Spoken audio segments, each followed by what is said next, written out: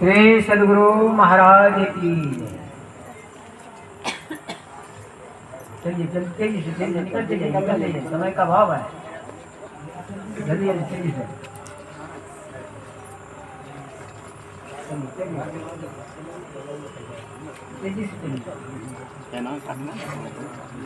ना ना हम जगह है।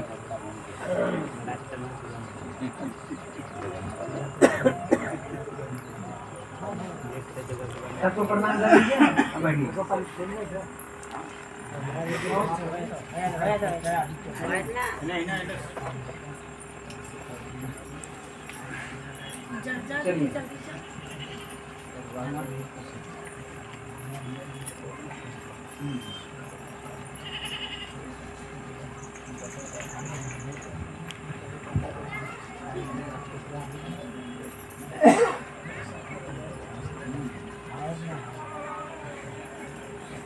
चलिए चलिए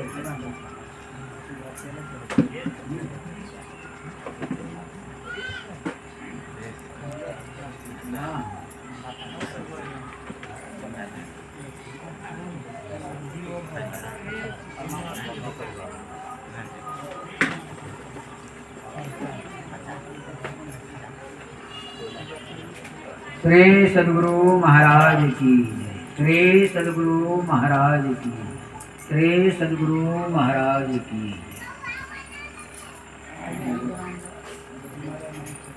अब मल्यार्पण का कार्यक्रम यहीं विराम देते हुए इस श्राद्ध दिवस के अवसर पर हमारे पूज्य स्वामी अनिलानंद जी महाराज, जो सर्वाकुटी से सुनीलानंद जी महाराज है, इस श्राद्ध दिवस पर पधारने की कृपा की है। मैं उनका इस परिवार की सबों की ओर से हार्दिक अभिनंदन और स्वागत करता हूं। अभी आप लोग पाठ के क्रम में मनुष्य शरीर की उपादेयता और उसी के क्रम। बोलिए प्रेम से श्री सद्गुरु महाराज की।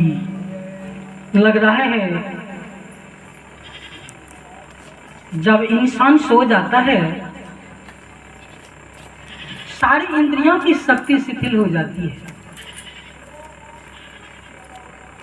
लग रहा है सब सो कर उठे हैं, सब शक्ति छीन हो चुकी है, ऐसा ही प्रतीत होता है। लेकिन हमें सोचना चाहिए कि हम जहाँ बैठे हैं यह परमात्मा का परम धाम ही है। इसलिए हम लोग इस प्रकार से जयकार करें कि परमाराध्य सद्गुरु महाराज के चरणों में निरंजन ले सके। बोलिए प्रेम से श्री सद्गुरु महाराज। ना भगवान अभी भी चोरी हो रही है। सभी अपन अपने दिल के दरवाजे को खोल कर जयकार करें। बोलिए श्री सद्गुरु महाराज की जय। ना भगवान अभी भी चोरी हो रही है। जब द्रौपदी के ऊपर विपत्ति आ पड़ी थी तो एक हाथ उठाई थी पहले कि दुख हरो द्वारिका नाथ शरण में तेरी, बिन काज आज महाराज लाज गई मोरी। दुशासन वंश कुठार कर पकड़त चीर खैचत मोर, लाज नहीं आवत। इस भाव को सुन करके रुक्मिणी विवल हो गई थी और बोली, भगवान लग रहा है आपके भक्तों के ऊपर विपत्ति आ पड़ी है। ऐसी स्थिति में आपका कर्तव्य होता है कि आप अपने भक्तों की रक्षा करें। भगवान कृष्ण मुस्कुराने लगे, कहते नहीं अभी एक हाथ उठाइए। एक हाथ उठाने का मतलब है उनकी एक भुजा में ताकत है और उस ताकत के कारण वे अपने आप को एक हाथ उठाई है। जब दोनों हाथ उठाते हैं इंसान तो कहा जाता वह सरेंडर हो गया, यानी अपने आप को समर्पित कर दिए। कुछ ही देर के बाद द्रौपदी देखती कि अब मेरी लाज नहीं बचेगी, तो दोनों हाथ उठाती है और फिर पुकार करती है। अब भगवान चल पड़ते हैं। रुक्मिणी कहती है नहीं भगवान, कम से कम मुकुट तो धारण कर लीजिए। भगवान कहते हैं जितना देर में मैं मुकुट धारण करूंगा उतने देर में विपत्ति आ पड़ेगी। तो भक्त कैसा और भगवान कैसा। भगवान तुरंत वहां से चल दिए, सूक्ष्म रूप में आकर के प्रवेश कर जाते हैं। मेरे कहने का मतलब है कि हम लोग भाव और भावना से जय जयकार करें कि हम लोगों के अंदर जो भी कसर है वह ससर कर झारखंड से उड़ीसा और बंगाल की ओर चला जाए। तो एक बार हम लोग बुलंद स्वर में जय जयकार करें। बोलिए श्री सद्गुरु महाराज की जय। मंगल मूर्ति सतगुरु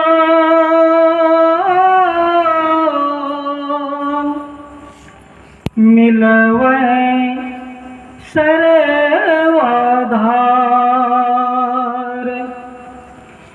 मंगलमय मंगल करना विनबा बारंबार। ज्ञान उदधि ज्ञान घन सतगुरु शंकर रूप। नमो नमो बहुबार ही सकल सुपोजन भो। अव्यक्त रूप में ब्रह्मलीन परम पूज्य गुरुदेव श्री गुरुदेव की युगल चरणों में कोटि कोटि नमन। मंचासन साधु समाज को मेरा नमन। उपस्थित विद्वजन सत्संग प्रेमी भक्तिमती माताओं एवं करुणामयी बहनों सबों को मेरा नमन। अभी पाठ में हम लोग सुन रहे थे कि बड़े भाग मानुष तन पावा सुर दुर्लभ सब ग्रंथ ही गा। गोस्वामी जी महाराज बड़े ही मार्मिक ढंग से इसको लिपिबद्ध किए हैं। और ये वाणी है किनके? यह भगवान श्री राम का। अपनी सारे प्रजाजनों को बुलाकर बैठाकर कहते हैं, हे प्रजाजन, इस मनुष्य शरीर की महत्ता साधारण सी नहीं है। एक बार यह शरीर छूट जाए, सत्कर्म न करके शरीर छूट जाए तो न जाने फिर कितना कष्ट भोगना पड़ेगा। अब विचार करके देखिए, अभी पाठ में सुन रहे थे, आकर चारे लाख 84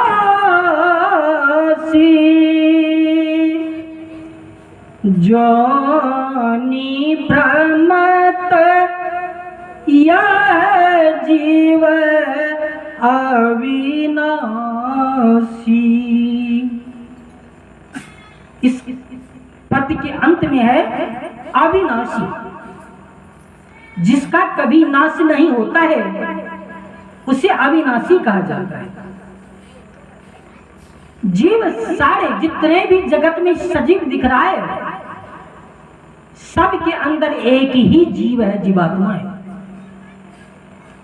लेकिन हमारे और आपके जैसे मनुष्य कर्म में चूक कर गए, जिस कारण जितने भी जीव को देख रहे हैं, चाहे वो घास हो, पिपीलिका हो, वृक्ष हो, पशु हो, पक्षी हो, ये सारे जीव हमारे और आपके तरह ही थे। तो इतने सारे जीव इस मनुष्य शरीर के कारण ही हुआ। आखिर 84 लाख योनि को कैसे पूरा किया जाएगा? तो कहते हैं इस 84 लाख योनि में जो जीव भटकता है उसको केवल और केवल 4 भागों में विभक्त किया गया है। क्या क्या है? अंडज, पिंडज, उष्मज और अंकुरज। अभी सुने थे ना? ये 4 खाने हैं और इसी 4 खाने में 84 लाख योनि बनाया गया है। इन योनियों में जीवों को भटकना पड़ता है। अब देखिए क्रम क्या है। अंडज, तो पहले इसको हम विभाग करके देखें कैसे कैसे 84 लाख पड़ता है। 9 लाख गिनती करके जाइएगा। 9 लाख जल जीव बखंड, 14 लाख पक्षी परमाणु, कीट भृंग 27 लाख, 30 लाख अस्थावर भाखा। कितना हो गया? कोई जोड़े कि नहीं? 80 लाख हो गया। अब बच गया 4। चतुर्लक्ष मानुष परमाना, मानुष देह परम पद जाना। अब सबको अलग अलग तत्व में विभाजित कर दिया गया है। अंडज प्राणी, अंडज तो सभी लोग जानते हैं। जो जीव अंडा के द्वारा उत्पन्न होता है, अंडा से बनता है। कौवा का पहले बच्चा बन जाता है, कौवी का क्या अंडा से होता है? कबूतर का अंडे से, कछुए का डायरेक्ट बच्चा होता है, अंडे से होता है। तो इस तरह से अंडा से उत्पन्न होने वाले जीव अंडज प्राणी कहलाता है। तो अंडज में केवल 3 तत्व होता है, जल, वायु और अग्नि। ये 3 तत्व होता है। इस 3 तत्व से अंडज प्राणी उत्पन्न होता है। पिंडज, पिंड शरीर से शरीर का जन्म। गाय बच्चा देती है अंडा से, डायरेक्ट बच्चा। भैंस, घोड़ा, कुत्ता, बिल्ली, ये सारे पिंडज हैं। लेकिन इस पिंडज में 5 तत्व नहीं है, मैं आगे बताऊंगा। इस 5 ये जो पिंडज है, इस तरह के जो जीव है मनुष्य को छोड़कर, उसमें केवल 4 तत्व होता है। 4 तत्व होता है, आकाश तत्व नहीं होता है। और जब मनुष्य शरीर होता है तो इसमें 5 तत्व हो जाता है, चेतन शक्ति आ जाती है। संसार के सारे प्राणियों में मनुष्य को सबसे उत्तम प्राणी कहा गया है। क्यों कहा गया? कि इसमें 5 तत्व का समावेश है। अंकुरज, अंकुरज कहा जाता है जो पृथ्वी से उत्पन्न होता है, बीज के द्वारा स्फुटित होता है, उसको अंकुरज कहा जाता है। इसमें कौन सा तत्व है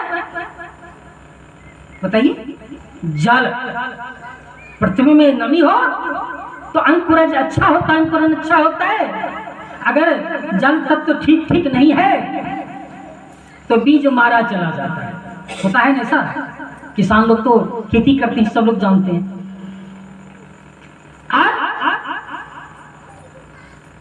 और क्या है? उष्मज, उष्मज कहा जाता है उष्मा से, गर्मी से। गर्मी से ढील का नाम सुने हैं? ढीला नहीं सुने हैं? जूं जिसको कहते हैं, मस्तक में जो हो जाता है, ढीला, चीला, खटमल, और सारे ऐसे जो उष्मा से उत्पन्न होने वाले हैं। उष्मा जो प्राणी कहलाता है, इसमें केवल और केवल दो तत्व होता है। कौन कौन सी? जल और वायु। इसलिए सारे इधर के जितने भी जीव हैं उसका चेतनात्मक शक्ति गौण होता है। लेकिन आत्मा वही है जो आत्मा हमारे अंदर है, आपके अंदर है, और संसार के जितने घास फूस पशु पक्षी जो भी दिखने को मिलता है वो सारे में वही जीव है।